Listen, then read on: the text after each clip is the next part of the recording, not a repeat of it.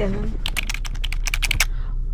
Okay na siguro to. Spend the day with me, guys. Ang first stop natin ay sa Hobby Lobby. First time ko pupunta dito. Ay, ang cute. Ano nga dapat pupuntahan? Paint. Ang dami, ang dami. Gusto ko i-try yung circle na canvas. Okay, kukuha muna pala ako ng card. Nakakuha na ako ng card. Oras na. 11:20. Dapat ang magagastos ko lang ay hindi tataas ng $30. First stop, art supplies. Colored pencil, graphite pencil, $7. Parang mas cute yung oblong. Yung oblong na lang. Masyadong perfect ang circle para pintahan ko. Kuha ko nito, guys. $9.99. Ay!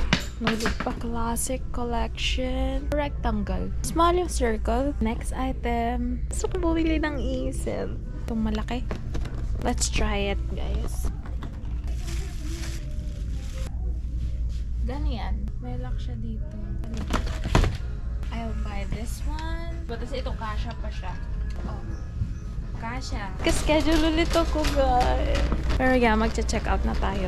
Canvases, easel, and white tape. Hindi pa ako nakakapaglibot, guys. And I need to leave. This one. Total natin.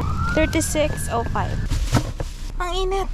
Okay, kakain tayo for lunch. I think I'll go at McDo na lang. Punta ako doon. Bye. Okay, that's good. Thank you. Thank you. Tayo ng parking. Got a Happy Meal.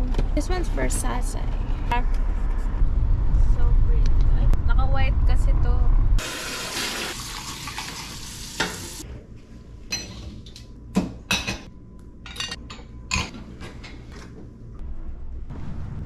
Wala pala akong gas.